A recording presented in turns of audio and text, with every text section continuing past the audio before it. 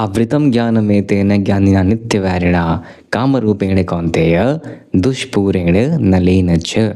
भगवान श्री कृष्ण ने भगवत गीता में कहा था कि हे पार्थ, जब तक अपने लस्ट यानी कि कामनाओं की वो उच्चतम अवस्था कि मुझे ये चाहिए ही चाहिए, उस कामना के से ऊपर नहीं उठ जाते कि क्यों चाहिए भाई, ऐसे क्या आवश्यकता है, क्या मन की शांति के लिए चाहिए, ये मन क्या है ना। जब तक आपके पास एक फैक्चुअल एविडेंस नहीं होता कि किसी चीज़ के पीछे क्यों भागना है, तब तक आपको वो चीज़ सिद्धि नहीं मिल सकती।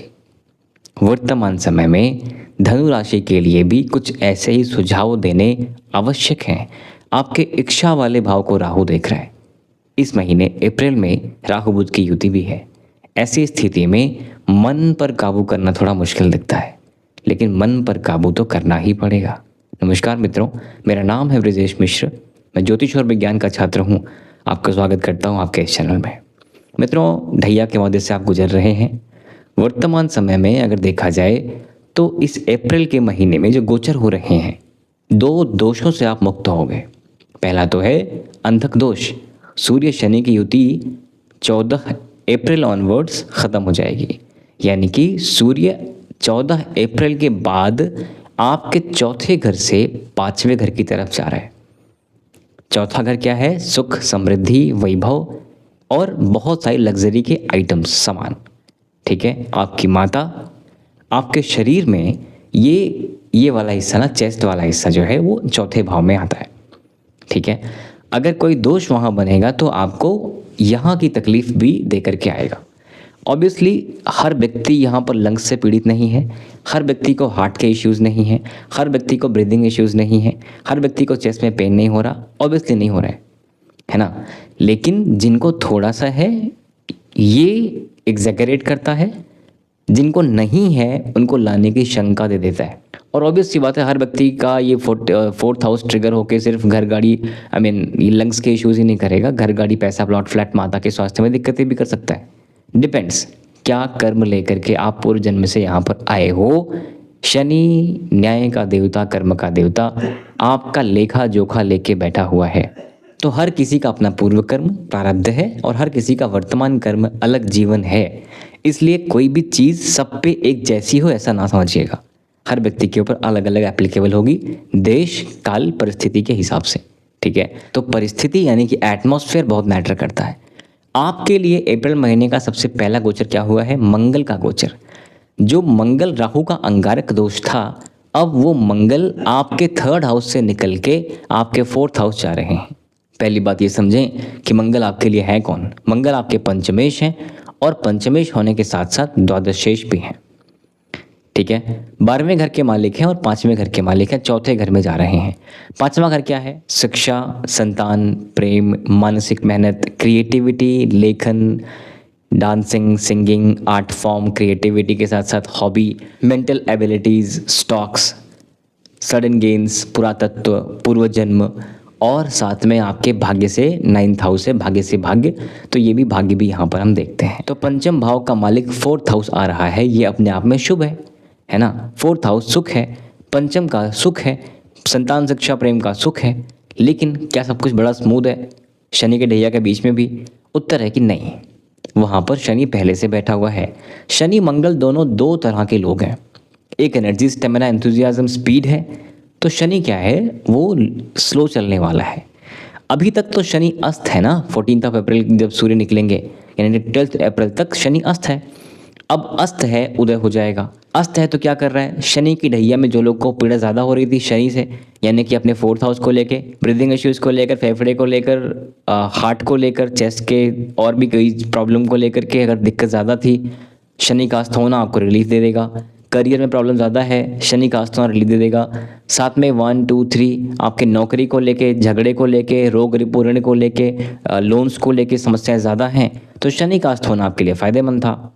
और इसके विपरीत जिनको शनि के अस्त होने के समय में इन्हीं भावों को लेकर के समस्याएं और बढ़ गईं, तो अब उदय हो जाएंगे तो चीज़ें ठीक हो जाएंगी, है ना। ये डिपेंड करता है कि आपकी व्यक्तिगत कुंडली में शनि की स्थिति कैसी है। राइट, गोचर में तो शनि आपका ढैया लेकर के आए, जो कि बहुत ठीक नहीं माना जाता। राइट। तो शनि का इम्पैक्ट आपकी नौकरी पे, 6th हाउस पे, करियर पे, आपके 1st हाउस स्वास्थ्य पे, आचार विचार पे, मानसिक मेहनत पे और मेंटल हेल्थ पे भी है, राइट। तो शनि का उदय और मंगल का 4th हाउस आना अगर देखा जाए ना, तो दो तरह के लोग एक साथ बैठ रहे हैं, एक को इधर जाना है तो एक को उधर जाना है, तो थोड़ा एडजस्ट तो करना पड़ेगा। सुख समृद्धि को लेकर के भी, पारिवारिक शांति को लेकर के भी, माता के स्वास्थ्य को लेकर के भी, बीपी, कोलेस्ट्रॉल, पैरों की समस्या, स्टमक की समस्या, और 4th हाउस लंग्स का एरिया तो है ही, ठीक है, थोड़ा एडजस्ट करना पड़ेगा।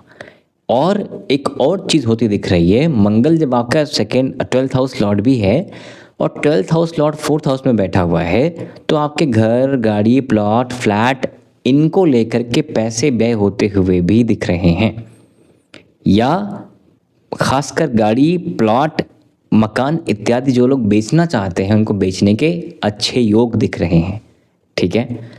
इसके बाद ना, मंगल के गोचर के बाद जो गोचर होगा वो सूर्य का होगा। सूर्य आपके लिए आपकी कुंडली में आपके भाग्य वाले भाव के मालिक हैं, और भाग्य वाले भाव के मालिक जाकर के आपके पंचम भाव में बैठेंगे उच्च का होकर के, और ये कहीं से आपके लिए बुरा नहीं है, ठीक है। त्रिकोण के मालिक त्रिकोण में ही हैं और भाग्य के मालिक जाकर के उच्च के हो रहे हैं, यह आपके लक वाले फैक्टर के लिए बुरा बिल्कुल भी नहीं है। भाग्य वाले भाव में केतु बैठा हुआ है। अगर आप चाहते हैं कि भाग्य का साथ मिलता रहे, नियमित रूप से किसी धार्मिक स्थल, और खासकर किसी ऐसे धार्मिक स्थल जो प्राण प्रतिष्ठित हो, ठीक है, उन मंदिरों में जाकर थोड़ा श्रम दान कर दीजिएगा, साफ सफाई कर देना, मेहनत करके वहाँ पर जाना, कहीं दुर्गम जगह पे भी जाना, इस तरह के काम करते रहिए। भाग्य को लेकर के ये महीना बुरा नहीं है। तो मंगल गोचर, शनि का उदय, सूर्य का गोचर, और एक और अंतिम गोचर होगा शुक्र का इस महीने, वो है 19 अप्रैल को। शुक्र आपके लिए कौन है? आपके लिए शुक्र षष्ठेश भी हैं, 6th हाउस लॉर्ड हैं, और इच्छा वाले भाव के मालिक भी हैं, कामना वाले भाव के मालिक हैं, लाभ वाले भाव के मालिक हैं। मित्रों देखिए, लाभ वाले भाव का मालिक शुक्र अपने ही राशि वृषभ में जाएगा, जो कि बुरा नहीं है, इनकम को लेके बुरा नहीं है। समस्याएं कहीं पर हैं तो उत्तर है कि हाँ, समस्याएं आपके स्वास्थ्य को लेकर के हैं। रोग रिपुण वाले भाव में शुक्र का जाना आपके लिए शुक्र संबंधित रोग उत्पन्न कर सकता है, पुरुष हों या महिला। अब बात करते हैं जो गोचर नहीं हो रहे हैं इस महीने, उनका क्या इम्पैक्ट है।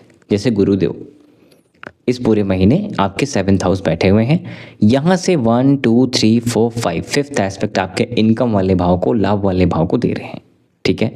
गुरु की दृष्टियाँ अमृतमयी हैं, तो इनकम को लेकर के तो यहाँ भी प्रॉब्लम नहीं है ना। अब प्रश्न हो सकता है कि काफ़ी लोगों के पास जॉब नहीं है तो इनकम कैसे आ रही है? नहीं आ रही है सर। ये बात हम उनकी समझेंगे जो जिस परिस्थिति में है। अगर आप जॉबलेस हैं तो ये समझेंगे कि इनकम को जैसे तैसे मेंटेन कर देगा। अगर जॉब में है तो समझेंगे कि इनकम को मेंटेन कर देगा, बिजनेस में है इनकम को मेंटेन कर देगा। यहाँ पर गुरु आपकी जॉब देने का प्रॉमिस नहीं कर रहा है, वो आपके सस्टेनेबिलिटी को अश्योर कर रहा है कि भाई काम चल जाएगा, ठीक है, वांदे नहीं पड़ने वाले, ऐसा समझिए इसको, ठीक है। तो गुरु का इम्पैक्ट इनकम वाले भाव पे है, तो इनकम को सडन बढ़ाता नहीं है गुरु, मेंटेन करता है कि जीवन चलेगा। गुरु का इम्पैक्ट 1st हाउस है, स्वास्थ्य को बेहतर करेगा। गुरु का इम्पैक्ट आपके लिए आपके पुरुषार्थ पराक्रम 3rd हाउस भी है, जहाँ पर राहु पहले से है, बुध पहले से है। यहाँ पर थोड़ी मति भ्रम होने की संभावना है। ऑल्दो क्रिएटिविटी में, डिजिटल चीज़ों में आप अच्छा करोगे, ठीक है, लेखन में अच्छा करोगे, कम्युनिकेशन में अच्छा करोगे, ऑनलाइन स्टफ में अच्छा करोगे, प्लीज़ करो। राहु कोडिंग को दिखाता है, IT को दिखाता है। जो लोग इससे संबंधित हैं उनके लिए काफ़ी अच्छा है। राहु का इम्पैक्ट लाभ वाले भाव पर भी है।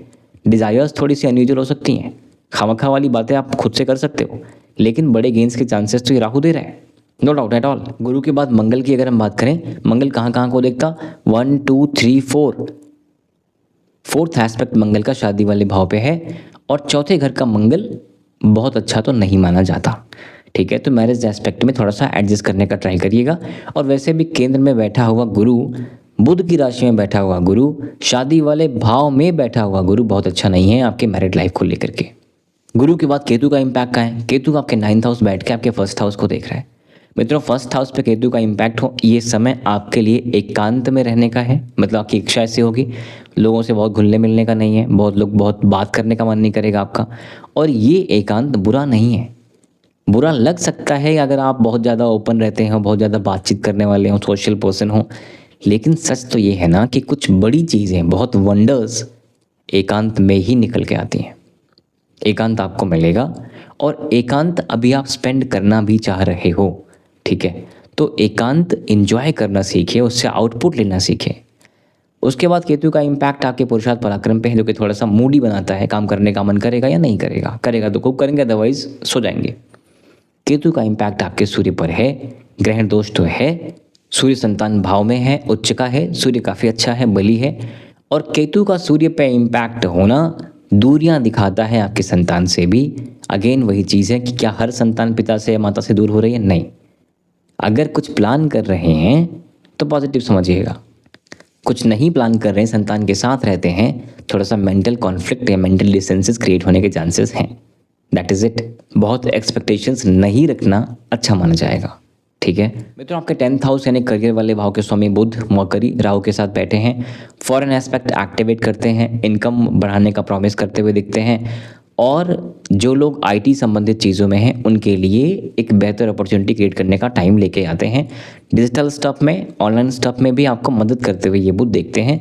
कम्युनिकेशंस को लेके भी चीज़ें बेहतर होती हुई दिखती हैं। अगर हम क्रक्स को समझें, हेल्थ ठीक होती दिख रही है, नथिंग बैड, मतलब थोड़ी मोटी समस्या आपको है ब्रीदिंग को लेके, इम्यूनिटी को लेके, बीपी कोलेस्ट्रॉल को लेके, है ना, हैवी थोड़ा सा फील हो सकता है, फटीग लग सकता है, गैस्ट्रिक इश्यूज हो सकते हैं, येट बहुत बड़ी खतरनाक चीज़ें नहीं दिख रही हैं, ठीक है। धन को लेकर स्थितियाँ मित्रों ठीक ही दिख रही हैं, क्योंकि Shani 2nd house Lord 4th house में है। थोड़ा बहुत पैसा व्यय ज़रूर करेंगे सुख सुविधाओं पर, लेकिन धन को लेकर चीज़ों को इतना बुरा होते हुए तो नहीं दिख रहे हैं। धन वाले भाव के स्वामी केंद्र में ही आके बैठे हैं और न्यूट्रल हैं। शनि न्यूट्रल है। न्यूट्रल का मतलब गुरु की राशियों में शनि ना तो उच्च का है ना नीच का है ना शत्रुवत है। न्यूट्रल का मतलब शनि कर्म का देवता, कर्म करते रहिए, चीज़ें ठीक ही रहेंगी, ठीक है। पुरुषार्थ पराक्रम में थोड़ा सा मिक्स है, आलस ज़रूर है।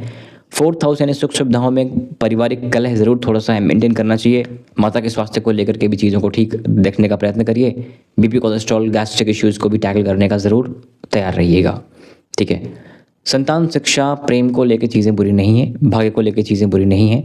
जॉब वाले एस्पेक्ट को लेकर के आप देखेंगे कि जॉब और इनकम वाले भाव के स्वामी शुक्र अपने ही घर में आ रहे हैं, ठीक करेंगे। जॉब को लेकर के सिचुएशंस इतनी बुरी बिल्कुल नहीं दिख रही हैं। शनि का इम्पैक्ट जॉब पे है, स्ट्रगल तो है, लेकिन स्ट्रगल यदि आप कर्म कर रहे हैं, स्ट्रगल करने से पीछे नहीं हट रहे हैं, तो सस्टेनेबिलिटी आपकी अश्योर होती हुई दिख रही है।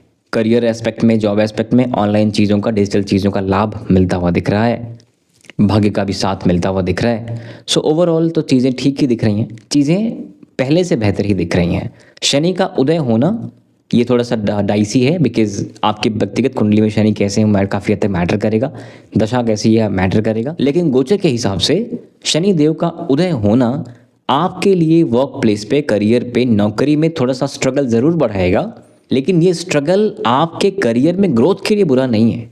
मेहनत है, लेकिन मेहनत कर लेंगे तो आने वाला समय ठीक ही रहेगा, ठीक है। उपायों की बात कर ले मित्रों, आपके लग्न और राशि के स्वामी गुरुदेव हैं। विष्णु सहस्त्र नाम का पाठ करते रहिए नियमित रूप से, जितना भी आप कर सकें। नहीं कर सकते हैं तो एटलीस्ट थर्सडे ज़रूर कर लीजिएगा, ठीक है। जिनको नौकरी की समस्याएं अधिक हो रही हैं, करियर की समस्याएं अधिक हो रही हैं, गणेश जी का और कार्तिक भगवान का, यानी समझिए ऐसे कि भगवान शंकर के पूरे परिवार का, बाबा, माता, गणेश जी, कार्तिकेय जी, नंदी बाबा, इनकी आराधना जिस भी तरीके से कर सकते हैं करिएगा। भोग, नैवेद्य, पुष्प, इनका कोई बहुत रोल नहीं है। आपकी इच्छा, आपका डिवोशन कितना, ये मैटर करता है, ठीक है। सो डीप ब्रीदिंग करना बिल्कुल नहीं भूलिएगा। बुध थोड़े से अनस्टेबल दिख रहे हैं, बुद्धि थोड़ी अनस्टेबल दिख रही है। डीप ब्रीदिंग करते रहिए, जलाभिषेक देते रहिए भगवान सूर्य को, भगवान शिव को। आशा करता हूँ कि आपका आने वाला समय मंगलमय हो। So that's it for now मित्रों। आपके सपोर्ट के लिए बहुत बहुत धन्यवाद। Thank you very much. नमस्कार, जय श्री राम।